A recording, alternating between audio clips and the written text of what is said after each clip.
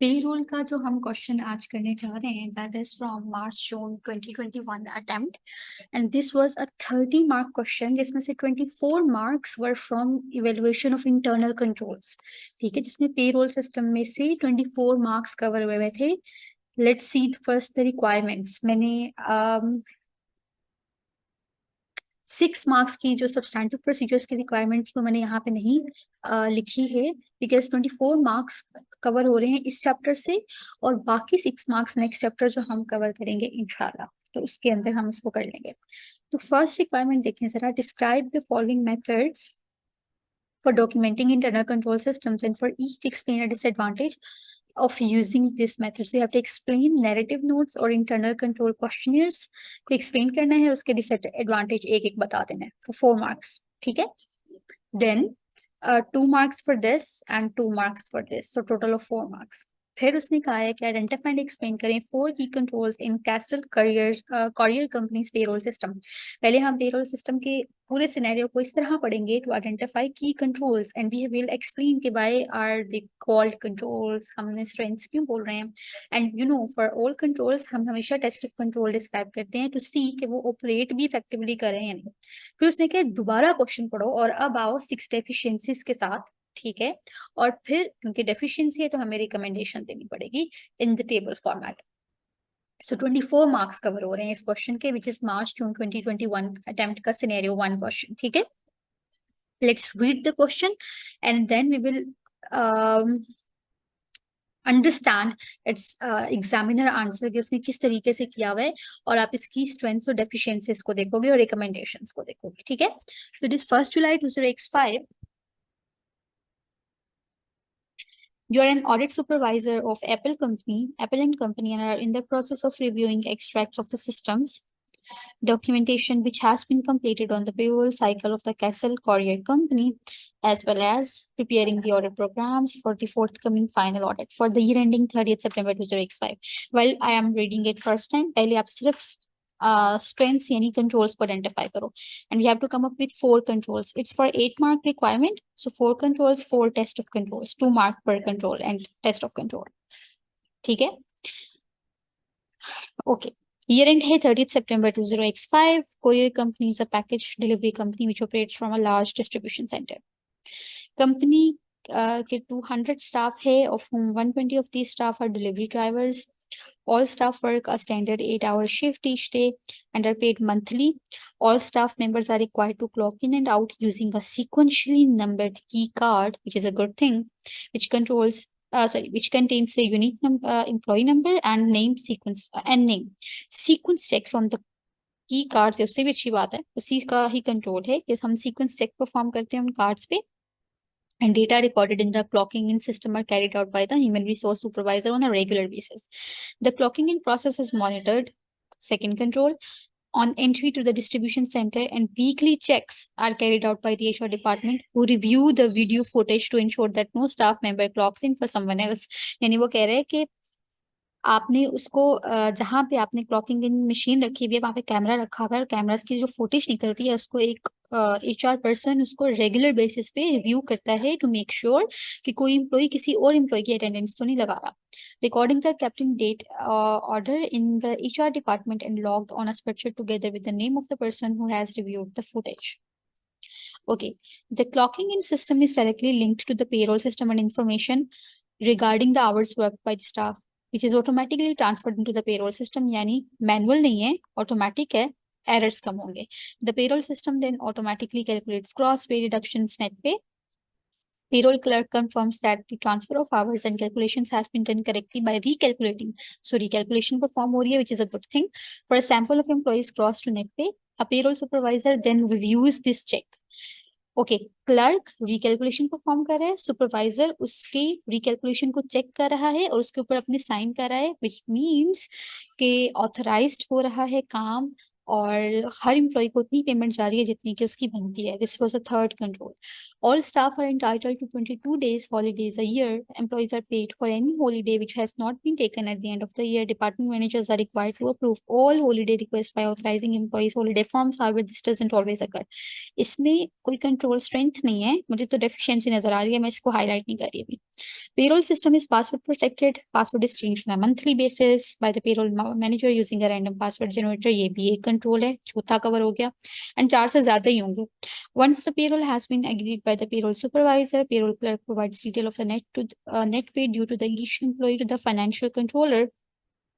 Okay, who then prepares and authorizes the bank transfer to be paid to the each employee's bank account. यानी financial controller bank transfer list prepare भी कर रहा है और authorise भी कर रहा है. ये स्ट्रेंथ नहीं है, ये तो डेफिशिएंसी होगी ना, lack of segregation of duties. ठीक है, ऑल राइट. नेक्स्ट करते हैं. Each month as part of the, अभी हम सिर्फ कंट्रोल्स पे फोकस कर रहे हैं.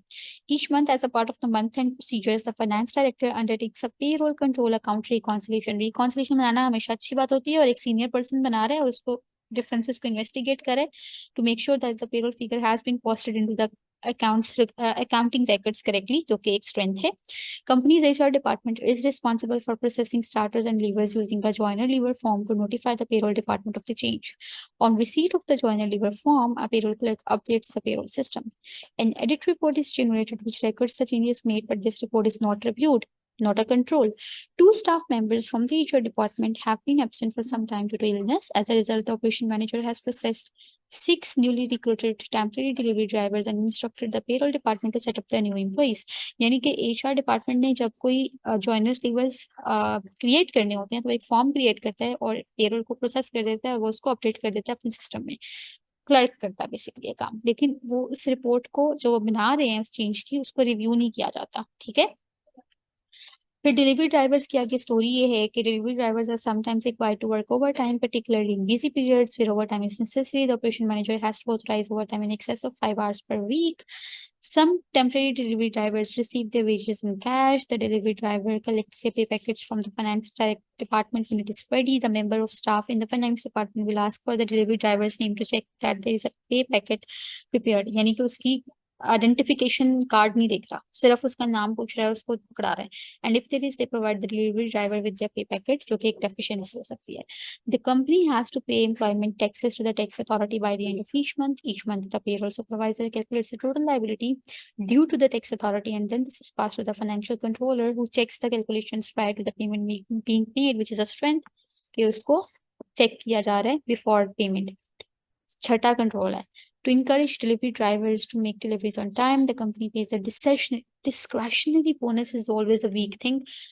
डिस्क्रेशनरी बोनस का मतलब होता है अपनी मर्जी से जिसे चाहे बोनस दे दें, तो ये कभी भी अच्छी चीज नहीं होती. बोनस हमेशा ऑथराइज होना चाहिए और हमेशा उस एम्प्लॉय को मिलना चाहिए जो डिजर्व करता है. ठीक है. अदरवाइज हर कोई ओवर टाइम या बोनस जो है वो क्लेम करना शुरू हो जाएगा. और ये क्वार्टरली बेसिस पे दे रहे हैं. The operation manager decides on the bonus to be paid and notifies the payroll clerk in writing every quarter as to who will receive a bonus and how much it will be. Okay. As delivery drivers spend the majority of their day driving the company vehicles, they are required by law to take a 15-minute paid break मिलती है उन्हें in the morning and afternoon, as well as a 1-hour pledge book. The company has no way of monitoring the length of these breaks as the delivery drivers are out on delivery, so this is also a clear deficiency. The first one you will read and learn, ये मैं नहीं करवाऊंगी क्योंकि ये मैंने आपको technical knowledge में cover करा दिया था और आपने इसे लर्न करना था. देन अभी हम सिर्फ कंट्रोल्स पे फोकस करते हैं. लेट्स सी कि हम किस तरह से कंट्रोल्स को लिखेंगे. The first control that we had identified के सीक्वेंशियली प्री नंबर्ड हमारे पास क्लॉक कार्ड्स हैं. अगर वो सीक्वेंशियली प्री नंबर्ड है तो हमेशा याद रखिएगा हम सीक्वेंस चेक परफॉर्म कर सकते हैं. ठीक है. HR supervisor sequence check perform करके क्या मेक श्योर करेगा कि पेरोल रिकॉर्ड्स कंप्लीट हैं, एम्प्लॉइज को उतना ही पे किया जा रहा है जितना उन्होंने काम किया है और सारे के सारे उनके आवर्स भी रिकॉर्डेड है. आप टेस्ट ऑफ कंट्रोल कैसे परफॉर्म करोगे, because this is a document जो जनरेट हो रहा है ना, तो आप सैंपल सिलेक्ट कर लो. सिलेक्ट अ सैंपल ऑफ की कार्ड्स. ठीक है. आप उस पर क्या परफॉर्म करें सीक्वेंस चेक टू आइडेंटिफाई कि कहीं अगर कोई गैप है तो वो आइडेंटिफाई हो जाएगा. ठीक है. 1 टेस्ट ऑफ कंट्रोल फॉर 1 की कंट्रोल, दैट्स इट. ज्यादा लिखने की जरूरत नहीं है. ठीक है. आप extra controls test of controls लिखोगे उसके कोई मार्क्स नहीं मिलेंगे. बाय द वे जो एक्स्ट्रा टीओसीस लिखे हुए हैं वो आप पढ़ सकते हैं उससे। फिर वो कह रहे हैं क्लॉकिंग इन प्रोसेस को हम कैमरा के थ्रू मॉनिटर करते हैं, जो मैंने कहा था कि विच इज अ स्ट्रेंथ, और फिर उसकी फुटेज रिव्यू करते हैं by HR every week, and this was the strength के रिव्यू किया जा रहा है। इसकी वजह से हम मेक श्योर कर रहे थे कि कोई एम्प्लॉय फ्रॉडुलेंटली किसी की अटेंडेंस नहीं लगा रहा। ठीक है, अब हम इसका किस तरह से टीओसी परफॉर्म करेंगे, हम रिव्यू कर लें उस लॉग ऑफ रिकॉर्डिंग्स को, फुटेज जो हम जनरेट कर रहे हैं, टू आइडेंटिफाई कि किसने रिव्यू किए है किस वीक की फुटेज, टू मेक श्योर कि वाकई ये कंट्रोल परफॉर्म हो रहा है। इन्होंने कहा है कि इनकी फुटेज को रिव्यू किया जाता है, तो क्या बाकी रिव्यू किया जाता है, उसके लिए हम लॉग ऑफ रिकॉर्डिंग्स को चेक कर लेंगे कि किसने किस टाइम रिव्यू किया। ठीक है, that's it. Then the payroll clerk confirms the transfer of hours and calculations done by recalculating for a sample of employees they gross to net pay। और ये वो बता रहा था कि the check रिव्यू करता है पेरोल सुपरवाइजर, जो उसके ऊपर साइन भी करता है। इसकी वजह से एरर्स बहुत ज्यादा कम हो जाएंगे, ऑटोमेटिक ट्रांसफर है, कैलकुलेशंस में कोई मैनुअल एरर नहीं आएगा, और टाइमली बेसिस पे एरर्स आइडेंटिफाई हो जाएंगे, और किसी को ओवर पे अंडर पे नहीं किया जाएगा। This is the big strength. ठीक है, अब हम क्या करें, क्योंकि रिकैलकुलेशंस परफॉर्म की जा रही थी, so for sample of months हम रिव्यू कर सकते हैं calculation of cost to net pay, और उसमें हम देखें कि कैलकुलेशंस किसने परफॉर्म की, और उसके ऊपर फिर हमें सिग्नेचर भी मिलने चाहिए उस पेरोल सुपरवाइजर के जिसने उस रिकैलकुलेशन को रिव्यू किया था। उस रिपोर्ट को हम चेक कर सकते हैं, इस पे उसके सिग्नेचर दे सकते हैं, देख सकते हैं, टू मेक श्योर कि ये कंट्रोल परफॉर्म किया गया था। ठीक है, या फिर हम खुद से भी रिपरफॉर्म कर सकते हैं ग्रॉस टू नेट पे कैलकुलेशंस, और फिर हम उसे पेरोल सिस्टम में जो अमाउंट आ रही होगी उससे कंपेयर कर सकते हैं, टू मेक श्योर कि उसमें कोई एरर नहीं है। तो you can write both of these controls, मतलब both of TOC, either of TOC. ठीक है, एक टीओसी लिखना है जो आपकी समझ में आता है वो आप लिखते हैं, लेकिन करेक्ट लिखना है कि जो बताया जा रहा है आप बेसिकली उसको टेस्ट कैसे कर रहे हो। फिर वेरी इंपॉर्टेंट स्ट्रेंथ उसने बताया था कि हमारा पेरोल सिस्टम पासवर्ड प्रोटेक्टेड है, इसकी वजह से कोई अनऑथराइज चेंजेस नहीं करेगा। ठीक है, हमेशा याद रखिएगा जब पासवर्ड प्रोटेक्टेड हो अनऑथराइज चेंजेस नहीं हो सकती। मैं इसको किस तरह से टेस्ट करूं, कैसे वेरीफाई करूं कि अच्छा ये जो बता रहे हैं ये इफेक्टिव भी है या नहीं, तो मैं अटेम्प्ट करूंगी, मतलब कोशिश करूंगी पेरोल सिस्टम को एक्सेस करने की यूजिंग का password which should be out of date, क्योंकि वो तो चेंज कर देते हैं ना। तो मैं पुराने मंथ का, पिछले मंथ का पासवर्ड यूज करूंगी एंड द सिस्टम, एंड मैं चेक करूंगी, कंफर्म करूंगी कि system should reject the access. अगर तो वो एक्सेस दे रहा है, इट मीन्स कि ये लोग महीने बाद चेंज नहीं करते, हमें झूठ बताया जा रहा था। ठीक है, तो जो कहानियां उन्होंने बताई हैं हमने उसको कंफर्म करना है। हमें 4 कंट्रोल्स चाहिए थे, we have done a lot, लेकिन लेट्स सी कि एग्जामिनर ने और क्या क्या लिखे हुए। Each month finance director reconciliation perform करता था, हमने क्वेश्चन पढ़ते हुए भी आइडेंटिफाई किया था। और जहां भी रिकॉन्सिलेशन परफॉर्म होती है वहां पे हमारी स्ट्रेंथ इस वजह से होती है कि उसमें कोई भी किसी भी तरह की मिसस्टेटमेंट्स या एरर्स नहीं होंगे। और उसका टीओसी क्या होगा कि हम रिव्यू कर सकते हैं द सैंपल ऑफ रिकॉन्सिलेशन, उसके हम सिग्नेचर चेक कर सकते हैं जिसने उस रिकॉन्सिलेशन को रिव्यू किया है। ठीक है, और देख सकते हैं कि वो किस तरह से परफॉर्म कर रहा है। ठीक है, अगर कोई एरर्स थे तो वो किस तरह से आए और क्या एक्शन लिया गया उनको करेक्ट करने का। या फिर हम खुद से रिकॉन्सिलेशन बना के देख सकते हैं कि हमारी रिकॉन्सिलेशन मैच होनी चाहिए, और डिस्कस कर सकते हैं कोई भी जो डिस्क्रिपेंसी है with the finance director. This is more common, आपके माइंड में आना चाहिए, क्योंकि जहाँ पे रिकॉन्सिलेशन हैं हम रिव्यू करेंगे रिकॉन्सिलेशन को, उसके ऊपर सिग्नेचर देखेंगे फाइनेंस डायरेक्टर के, टू मेक श्योर कि कंट्रोल ऑपरेट हो रहा है effectively. The last control your examiner has mentioned is कि वो वाला जो हमने आइडेंटिफाई किया था कि जो टैक्स अथॉरिटी को जो हमने अमाउंट देनी होती है वो पेरोल सुपरवाइजर कैलकुलेट करता है और फाइनेंशियल कंट्रोलर इसको रिव्यू करता है। It mean segregation of duties है ना। ठीक है, और इस ये मेक श्योर कर रहे हैं कि जो टैक्स अथॉरिटी को जो अमाउंट जा रही है वो करेक्ट जा रही है। ठीक है, सो सेग्रीगेशन ऑफ ड्यूटीज भी है, एरर्स के चांसेस कम हो जाएंगे। तो अगेन हम कैलकुलेशंस का एक सैंपल ले लेंगे, उसको चेक कर लेंगे, और उसके ऊपर हम देखेंगे उस फाइनेंशियल कंट्रोलर के सिग्नेचर टू कंफर्म कि क्या वो रिव्यू कर रहा है या नहीं कर रहा। So these were controls and TOCs that you have to perform for 8 marks. Let's do it for 12 marks. अब आप इस क्वेश्चन को दोबारा अप्रोच करेंगे और इसमें से डेफिशिएंसीज ढूंढेंगे। Since we I have read this question already, you should read this question again और come up with the 6 deficiencies with recommendations to get 12 marks.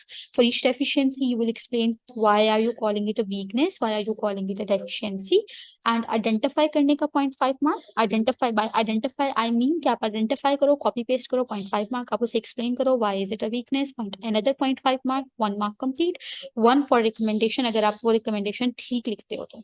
I'm just reading and explaining the deficiencies, but आपने इसको खुद करते हुए दोबारा question को पढ़ना है या फिर डेफिशिएंसीज ढूंढनी है, ठीक है। तो एक दफा क्वेश्चन को पढ़ा कि आप स्ट्रेंथ्स को आइडेंटिफाई कर रहे हो, और एक दफा क्वेश्चन को पढ़ा जब आप डेफिशिएंसीज को आइडेंटिफाई कर रहे हो। So come up with the deficiencies. Okay, हमने क्वेश्चन में देखा था कि डिपार्टमेंट मैनेजर्स जो हैं वो सारे एम्प्लॉयज के हॉलीडे फॉर्म्स को हॉलीडे फॉर्म्स, अगर किसी एम्प्लॉय को छुट्टी चाहिए होती है तो उससे अप्रूवल लेना पड़ता है डिपार्टमेंट मैनेजर से, लेकिन ये अप्रूवल हमेशा नहीं लेना पड़ता उन्हें। उसने यहाँ स्पेसिफिकली मेंशन किया था कि हाउएवर दिस डजंट ऑलवेज अकर, और मैंने कहा था ये तो एक डेफिशिएंसी है। This one, let's change the colour.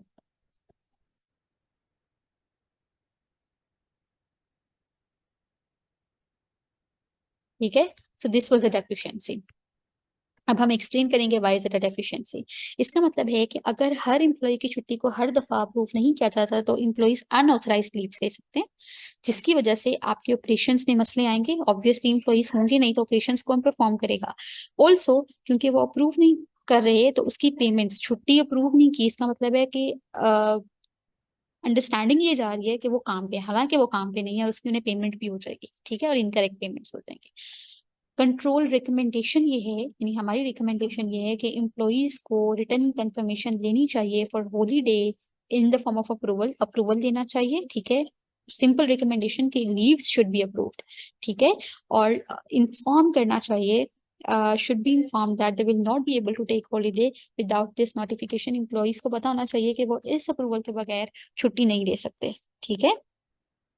Then the finance controller prepares, हाँ ये हमने आइडेंटिफाई किया था कि वो बैंक ट्रांसफर लिस्ट को प्रिपेयर भी कर रहा है और रिव्यू भी कर रहा है।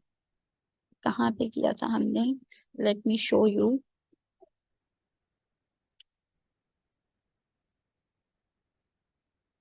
ये देखें, the finance controller prepares and authorises the bank transfer list, यानी प्रिपेयर भी कर रहा है और अप्रूव भी कर रहा है। फ्रॉड कर लेगा वो, सेग्रीगेशन ऑफ ड्यूटीज नहीं है यहाँ पे, ठीक है। तो हम किस तरह से आइडेंटिफाई किया कि lack of segregation of duties है, इसका मतलब है अगर सेग्रीगेशन ऑफ ड्यूटीज ना हो तो फ्रॉड या एरर के चांसेस बढ़ जाते हैं, ठीक है। वो खुद से कुछ एम्प्लॉयज को ज्यादा भी पे कर सकते हैं और ये डिटेक्ट भी नहीं होगा, ठीक है। तो हमें, हमारी रिकमेंडेशन क्या होनी चाहिए कि जब बैंक ट्रांसफर लिस्ट आप प्रिपेयर करवाएं तो वो किसी और से करवाएं, फॉर एग्जाम्पल फाइनेंशियल कंट्रोलर से, और उसको रिव्यू करवाएं किसी और से, फॉर एग्जाम्पल फाइनेंस डायरेक्टर, ठीक है। और उसकी ऑथराइजेशन फॉर पेमेंट भी फाइनेंस डायरेक्टर कर सकता है। So there should be segregation of duties, there should be some mode of authorisation जिसका हमारे पास एविडेंस होना चाहिए, ताकि कोई भी अपनी मर्जी से किसी को ज्यादा पेमेंट ना कर सके। फिर हमने देखा था कि पेरोल क्लर्क पेरोल को अमेंड कर सकते हैं, और एडिट रिपोर्ट, जो चेंजेस की रिपोर्ट है जो प्रोड्यूस होती है उस रिपोर्ट को रिव्यू नहीं किया जाता, क्योंकि ये चेक नहीं की जाती तो इसमें एरर्स हो सकते हैं, ठीक है। और इन एरर्स को आइडेंटिफाई नहीं किया जाएगा क्योंकि रिव्यू ही नहीं हो रही रिपोर्ट। इसकी वजह से हो सकता है कुछ एम्प्लॉयज को ज्यादा पे कर दिया जाए, कुछ एम्प्लॉयज को कम पे कर दिया जाए। सो हम we will it will lead to loss of employee goodwill, employee disappoint हो जाएंगे, ठीक है, और एरर्स आ जाएंगे वेजेस एंड सैलरीज में। सो हमें इस रिपोर्ट को रिव्यू करना चाहिए। कौन रिव्यू कर सकता है, पेरोल सुपरवाइजर रिव्यू कर सकता है, कोई अकाउंट डिपार्टमेंट का सीनियर ऑफिशियल रिव्यू कर सकता है, ठीक है। और जितनी भी डिस्क्रिपेंसीज आए उसको इन्वेस्टिगेट करना चाहिए ताकि एरर्स के चांसेस कम हो जाए, ठीक है। Okay. HR department is responsible for processing joiners and leavers, but due to staff illness, operation manager has processed temporary leave। उसने बताया था कि HR department होता है जो रिस्पॉन्सिबल है joiners और leavers को प्रोसेस करने के लिए, लेकिन because of staff illness operation manager आजकल ये काम कर रहा है, उसने टेम्पररी न्यू ड्राइवर्स को अपॉइंट किया है और पेरोल को नोटिफाई किया हुआ है, ठीक है।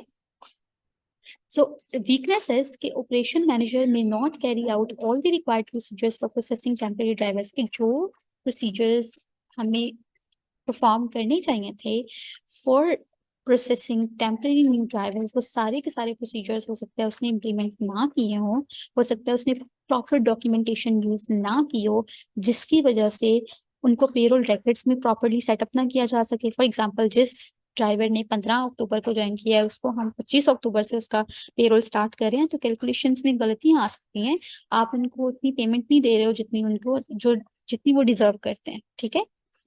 सो इन एनी केस जितने भी अपॉइंटमेंट्स हैं it should be from HR department, HR department को ही करना चाहिए। तो एचआर डिपार्टमेंट के ही पर्सन को ही होना चाहिए था जिसे फर्दर ज्वाइनिंग्स करनी चाहिए थी। अगर ये पॉसिबल नहीं है ड्यू टू स्टाफ शॉर्टेज, तो एचआर टीम का कोई मेंबर इस प्रोसेस को फिर रिव्यू कर ले, एटलीस्ट जो ऑपरेशन मैनेजर काम कर रहा है, ठीक है। Okay, then only over time in excess of 5 hours per week needs authorisation. ये बड़ी इंपॉर्टेंट चीज थी, उसने लिखा हुआ था कि जो over time in excess of 5 hours है वो ऑथराइज करता है ऑपरेशन मैनेजर। तो इसका मतलब है फिर 5 घंटे से कम का ओवर टाइम हर कोई क्लेम कर लेगा, और हम किसी को जिसकी पेमेंट नहीं बनती उसको भी दे देंगे, ठीक है। एडिशनल पेरोल कॉस्ट जो है वो इनकर करेगी organisation. So the recommendation should be कि even over time below 5 hours should also be authorised, और उसे कोई सीनियर ऑफिशियल जो है वो ऑथराइज उसे करना चाहिए। और ऑथराइजेशन जो है उसको भी, उस ऑथराइजेशन का भी कोई एविडेंस होना चाहिए via the signature, let's say, ताकि कोई एडिशनल पेरोल कॉस्ट इनकर ना करनी पड़े ऑर्गेनाइजेशन को। फिर जहाँ पे कैश वेजेस पे हो रही हैं, ठीक है, द ड्राइवर इज ओनली, ये मैंने आपको बताया था कि वो सिर्फ नेम पूछ के पे पैकेट दे देते हैं। इसका मतलब है वो कोई आइडेंटिटी फोटोग्राफिक आइडेंटिफिकेशन नहीं देख रहे, कोई सिग्नेचर नहीं उनसे ले रहे एज एन एविडेंस कि वो ले चुके हैं, तो वो गलत पैकेट किसी गलत एम्प्लॉय को पकड़ा सकते हैं, जिसकी वजह से एम्प्लॉय की लॉस ऑफ गुडविल हो सकती है, या फ्रॉड भी हो सकता है। एम्प्लॉयज फ्रॉड कर सकते हैं, यानी किसी और एम्प्लॉय का आप पैकेट रिसीव कर रहे हो तो लॉस ऑफ कैश हो जाएगा एंटिटी के पास, ठीक है। सो द रिकमेंडेशन इज कि आप वेज पैकेट्स जरूर दें, but upon the sight of identification, photo identification और CNIC और सिग्नेचर आप उनसे लें before the packet is handed to them, ठीक है, हैंडेड ओवर। तो और जो एम्प्लॉय ले ले वो फिर अपना पे पैकेट का साइन भी कर दे, ताकि हमारे पास चेक रहे कि किन एम्प्लॉयज को पेमेंट की जा चुकी है। फिर एक पॉइंट था कि डिस्क्रेशनरी बोनस मिल रहे हैं for each quarter. This was efficiency, because discretionary bonus की वजह से हर कोई अपनी मर्जी से किसी को भी ज्यादा या कम बोनस दे सकते हैं, जिसकी वजह से एडिशनल पेरोल कॉस्ट इनकर करनी पड़ सकती है। तो हमेशा बोनस अप्रूव्ड होने चाहिए ताकि एडिशनल पेरोल कॉस्ट एंटिटी को इनकर ना करनी पड़े। फिर उसने बताया था कि जो ब्रेक्स हैं वो पेड हैं, लेकिन उसका कोई मॉनिटरिंग सिस्टम नहीं है। अगर आप मॉनिटर नहीं कर रहे तो ड्राइवर्स जो हैं वो लॉन्गर ब्रेक्स लेंगे, उसकी उनकी पेमेंट भी जा रही है, again additional payroll cost incur करनी पड़ेगी एंटिटी को। So there should be a way to monitor the activity of delivery drivers electronic means के थ्रू, कि वो जहाँ जा रहे हैं वो 15 मिनट का ब्रेक ले रहे हैं, इससे कम या इससे ज्यादा, ताकि हम उसके अकॉर्डिंग पेमेंट कर सकें उन्हें। So these were the deficiencies and recommendations, controls and test of controls. This is a very important question. Do it again. Read the standard answer. I'll upload it on your portal. And now we are going to do the last